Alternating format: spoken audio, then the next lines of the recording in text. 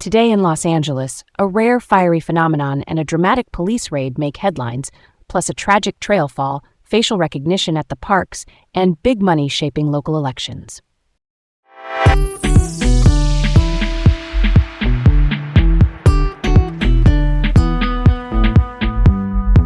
I'm Leah. And I'm Garrett. Welcome to Laid Back Local, the news of the day with Leah and Garrett coming to you from Los Angeles, California. First up, a rare ash devil was spotted during the Trinity Fire in Phelan in San Bernardino County, and it raised both awe and concern. An ash devil is a swirling vortex made of hot ash, embers, and debris. Think of it like a dust devil, but fueled by fire heat and shifting winds. Firefighters reported it as they worked the Trinity Fire, which began May and has burned about 19 acres. Several Joshua trees were damaged, no structures were hit, and that ash devil, thankfully, spun out and dissipated without causing new spot fires. Here's the quick science piece. When intense heat rises from a fire, it pulls air upward, and if winds shift across that rising column, it can start rotating. That rotation tightens into a vortex that can loft embers in all directions.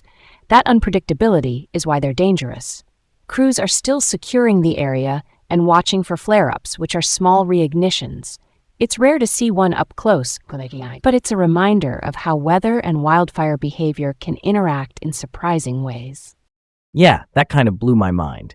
You see the spin and it's mesmerizing, but it's basically a fire-fueled blender. The tricky part is the chaos factor. Vortices like that can launch embers far beyond the main burn, so even a small fire can suddenly jump. Understanding that fire-weather mix, heat, wind, and terrain, is huge for staying safe on the perimeter and for folks living nearby. Hats off to the crews keeping a tight line on that incident. Next up, a police raid at the Sunshine Motel in downtown San Bernardino ended with the motel manager arrested on felony charges tied to pimping and pandering, and the site was red-tagged, which means closed for serious health and safety violations.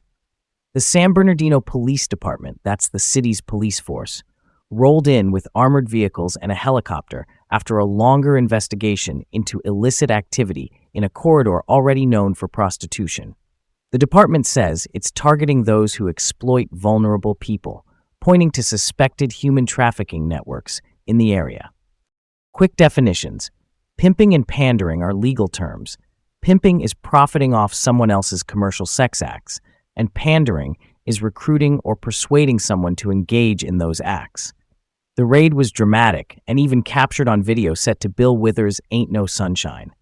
The case details will come out in court, but for now the motel is shut while the city sorts those safety issues and the investigation continues. That's heavy. The part that sticks with me is the exploitation piece. People who are already at risk being controlled and harmed for profit. The red tag, again, is a formal closure label the city places when a building is unsafe, so that tells you conditions were bad. I'm curious, why go in with armored vehicles and a helicopter? Is that standard there?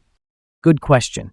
In corridors with a lot of violent crime history or unknowns inside a property, police will scale up for officer and victim safety. Those vehicles are basically rolling shields, and they help control exits fast so people who might be in immediate danger can be reached. Not gonna lie, it's intense, but the goal, they say, is to disrupt folks who are doing the exploiting. Community services still matter here. Shelters, legal aid, and support lines are the follow-through people need after a takedown like this. Next up, a hiker's tragic fall on the Mount Wilson Trail has the community shaken and talking about safety. On Saturday, just before noon, a man fell a significant distance into a steep ravine. A ravine is a deep, narrow valley cut by water. The Los Angeles Sheriff's Department sent Air 5, that's the rescue helicopter, and Sierra Madre Search and Rescue, a volunteer mountain team, to the scene near Mount Wilson Road and the Little Santa Anita firebreak. He was declared dead on scene. The coroner's office is handling the on-scene investigation, and deputies say no foul play is suspected. The cause is still unclear, whether he died from the injuries of the fall or a medical event before the fall. The Mount Wilson Trail has exposed stretches, meaning you're on narrow tread with drop-offs, and it's rocky and steep in places. If you head out there, go early to avoid heat, wear traction shoes, carry water and a map, Let someone know your route and turn back if you feel off. It's heartbreaking and a reminder that familiar trails can still surprise you. Yeah, that hits different. Even seasoned hikers can get caught by a loose rock or a moment of fatigue. I always tell friends, poles help on steep descents, and exposed means your margin for error is tiny. Simple checks matter. If the trail looks crumbly or the wind is pushing you, slow down or pivot to a safer section. Big appreciation for Sierra Madre Search and Rescue and Air 5. Those crews are pros in tough terrain. Next up, Disneyland is leaning more on facial recognition to speed entry and prevent ticket fraud, and privacy experts are sounding alarms. Here's what's happening. At the gates, your photo is converted into a numerical template, like a code made from your face, and then matched to the picture taken when your ticket was first used. You can opt out by using a designated line, but either way, a photo is still taken for validation. Similar systems are in use at the Intuit Dome in Inglewood and at Dodger Stadium in Los Angeles. The concern is biometric data, which is any body-based identifier like your face or fingerprint. Experts warn that storing and matching faces could expose people to risks if the data were ever hacked or shared with law enforcement through legal requests.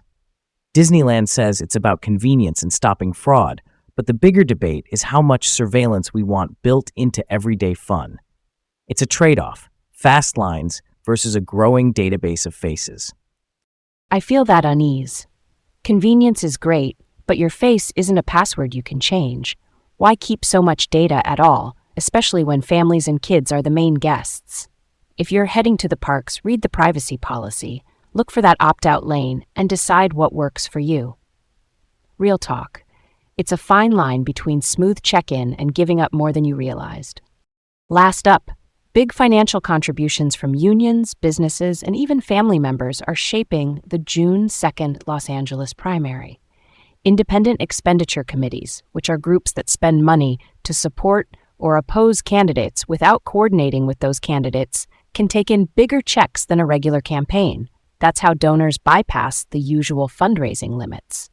The Los Angeles Police Protective League, that's the LAPD Officers Union, is spending more than $1 million targeting Councilmember Nithya Raman. On the other side, Unite Here Local 11, the Hotel and Food Service Workers Union, is investing against Councilmember Tracy Park. And here's the eyebrow raiser. Candidate Sokolov's mother reportedly put in about $2.5 million to back his run. The broader point is influence. These are big numbers for local races, and they can reshape who gets heard. Watch for disclaimers on ads and mailers. Those small print lines that say who paid for it tell you which interests are at work. Definitely not what I expected on the family front. That's a lot of fuel for a city race. Independent spending can flood airwaves and mailboxes fast, and while it's legal, transparency is the safety valve. Knowing whether a police union, a business group, or a labor union is behind a message helps you read the pitch.